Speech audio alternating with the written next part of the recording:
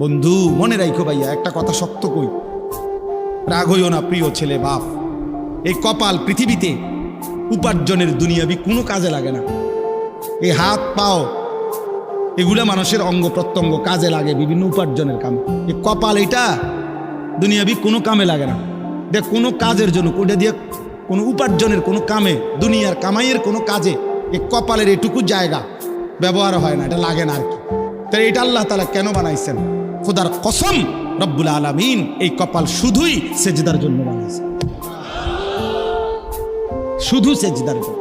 এই জন্য যে কপাল সেজদা দেয় না, যে কপালে সেজদা নাই, তুই মানুষও না, মানুষের বাচ্চাও না।